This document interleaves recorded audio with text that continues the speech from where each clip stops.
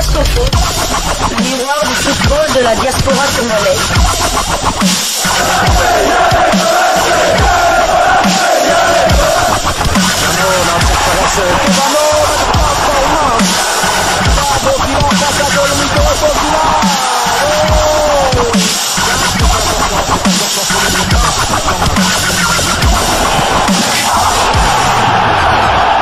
Diasco Foot, le miroir du football de la diaspora congolaise.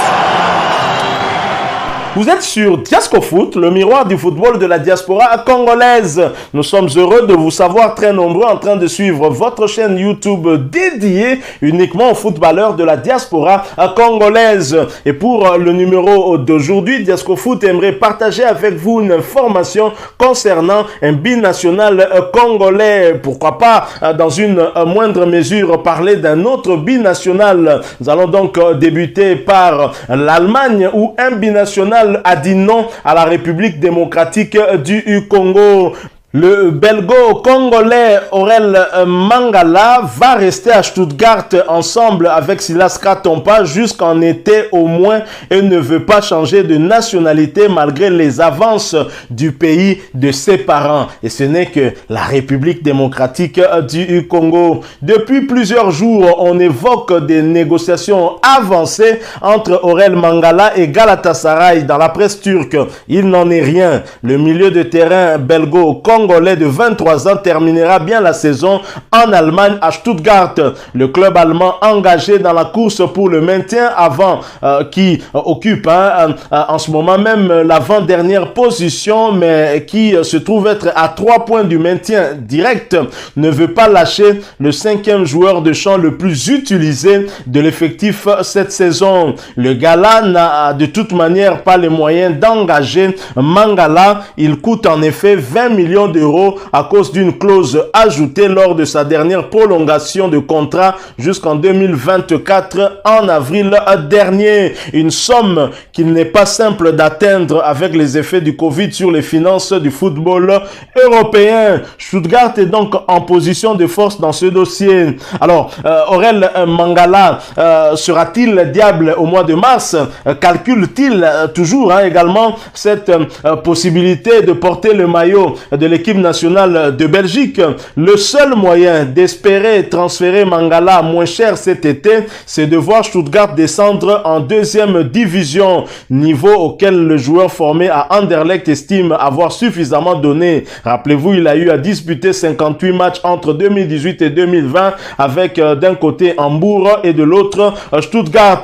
Il ne changera ni de club ni de nationalité. Mangala a refusé les avances du Congo qui tentait le convaincre de rejoindre la tanière des léopards de la RDC pour les barrages de la Coupe du Monde au mois de mars prochain. Contrairement à Théo Bongonda qui a accepté, lui espère devenir diable lors de la sélection rajeunie de Roberto Martinez qu'il va donc annoncer au mois de mars prochain. Alors pour rappel, 2 binationaux étaient dans le viseur de la République démocratique du Congo. En effet, la République démocratique du Congo qui continue à être en quête de renfort cherche à attirer beaucoup de talents, en tout cas parmi lesquels il y avait 2 binationaux belgo-congolais, le milieu de terrain du VfB Stuttgart Aurel Mangala ainsi que l'attaquant de Genk Théo Obongonda.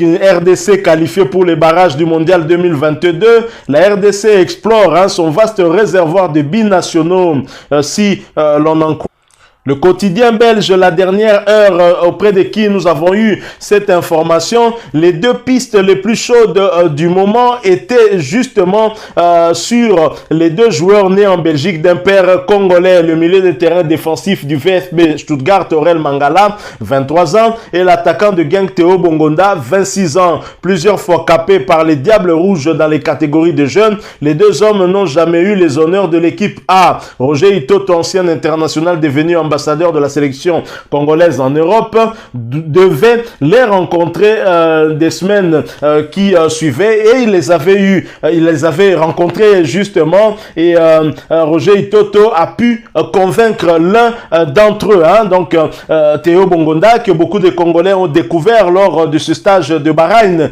et qui était justement le meilleur joueur congolais sur le terrain. Nous avons parlé de Théo Bongonda sur la possibilité qu'il ne soit pas présent lors de cette double confrontation si la République démocratique du Congo, à travers son ministère des Sports et la Fédération congolaise de football association, ne s'activait pas pour déclencher justement son changement de nationalité sportive, en lui octroyant notamment à la fin de ce processus son passeport de service dans un délai très court. Donc Théo Bongonda risque aussi finalement de ne pas nous servir lors de ces éliminatoires. Nous attendons. Alors Aurel Mangala, un milieu défensif efficace du côté de VFC Sougat, et donc le Congolais aurait bien voulu avoir les services, hein, ne sera pas là. Il a dit non. Il espère rejoindre les Diables Rouges. Il attend le mois de mars où Roberto Martinez, le sélectionneur des Diables Rouges de Belgique, va annoncer le rajeunissement de cette équipe nationale de Belgique en insérant des nouveaux joueurs, des jeunes joueurs justement pour assurer l'avenir de ces Diables Rouges. Voilà pourquoi Aurel Mangala a réfléchi, et on verra bien, hein, au mois de mars, s'il n'est pas sélectionné, qu'est-ce qu'il pourra encore dire par la suite.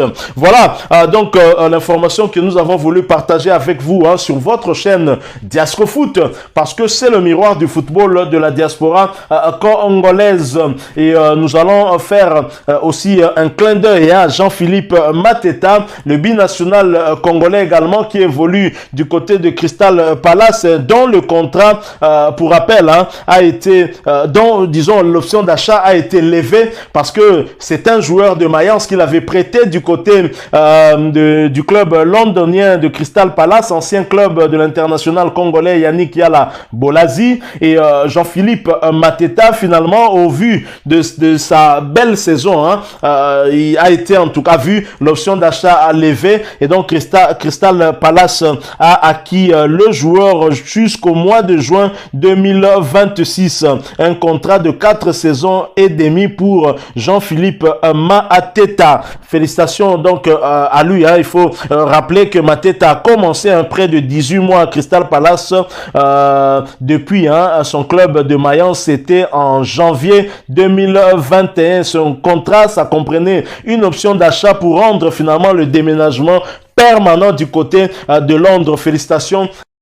Voilà, nous sommes arrivés à la fin de cette information que nous avons voulu échanger avec vous, partager avec vous, hein, concernant surtout le NON que Aurel Mangala a réservé à la République démocratique du Congo, qui le convoitait, hein, depuis bien longtemps. Il y avait 2 Belgo-Congolais dans les viseurs de la RDC. Un a répondu présent, mais Aurel Mangala a dit non. Il a toujours des envies d'être sélectionné dans l'équipe première de la Belgique. Nous respectons son choix, et c'est un joueur, hein, il faut le reconnaître, des binationaux qui sont nés en Belgique ou en France ont eu toute leur éducation dans ces pays. C'est aussi normal s'ils se décident de choisir leur pays d'adoption, si ils choisissent aussi leur pays d'origine. Ce n'est pas un problème. Nous ne pouvons que lui souhaiter bonne chance et que Roberto Martinez puisse le sélectionner, que son profil puisse correspondre à Roberto Martinez. Mais pour nous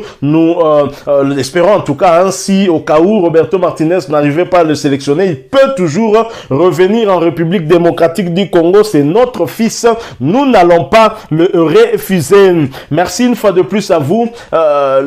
Si vous avez, si ce sujet vous a plu, laissez-nous un maximum de likes. Merci de partager avec nous aussi votre opinion en nous la laissant à travers un commentaire. Abonnez-vous sur cette chaîne Diaspora Foot, parce que c'est le miroir du football de la diaspora congolaise.